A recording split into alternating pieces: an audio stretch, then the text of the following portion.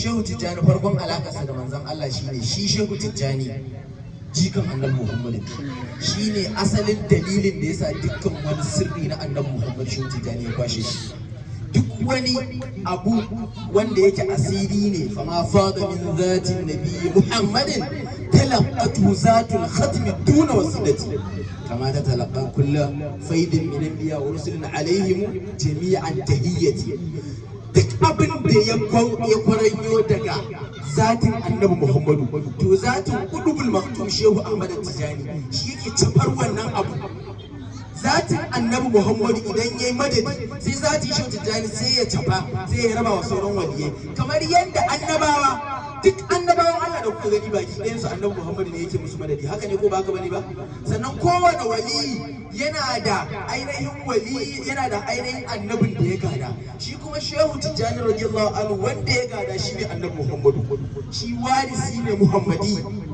saboda haka duk abin da zai gangaro daga halar annabi Muhammadu to in dai na waliyai ne, in dai rabon waliyai za a raba to fa a gidan shehu Tijjani za ka je ka same shi. la yashrabu waliyin wa la yasqi illa min bahrina. ba waliyin da zai sha wani abu na madadin mu'arifa da zauki da ilmomi da asirai, dole sai abu da shehu Tijjani. shine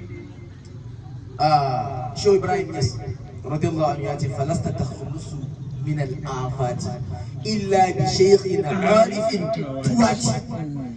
in kana so ka samu tsarkin zuciya ka samu safai domin nufar halarar ubangiji, to ba za ka taɓa samun wannan tsarkin zuciyar da za ka shiga fadar Allah ba sai da shehin da kake yawan zuwa gare shi ka sallama mishi. to sai shehu ya ce bari mu hutar da kai. khairu shuyukhi dahr bil itlaqi imamuna Tijani zul akhlaqi. biyayyen shehunnai da wawaitarwa, ma'ana bil itlaq, wane kaza ya ce kaza, wane kaza ya ce kaza. to duk waliyan Allah baki ɗaya sun tabbata shehu Tijani shine shugaban waliyan Allah baki ɗaya. kamar yadda shehu Tijani imam Abdul Qadir Jilani radiyallahu anhu ya ce adami hazihi ala raqabati kulli waliyyin billah. shehu Tijani ya ce adama ya hatani ala raqabati kulli waliyyin min ladun adama ila nafhi bisu. Sida Abdul Qadir Jilani Allah ya yarda da shi yace wannan kafattawa tana kan dukkan wani waliyin Allah, duk wani waliyin Allah to yana karkashin matsayina, yana karkashin kafata.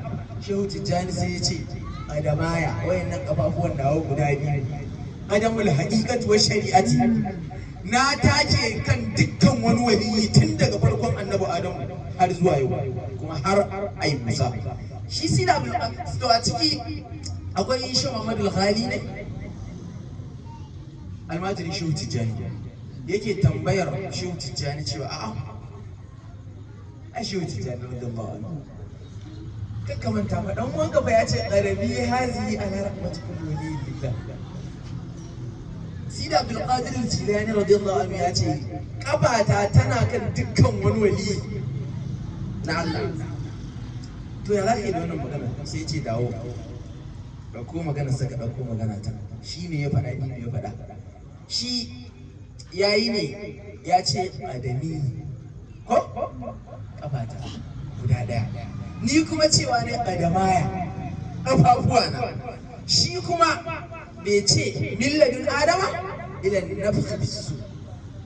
to haka dai suka ci gaba da har dai karshe dai ya fahimci inda ake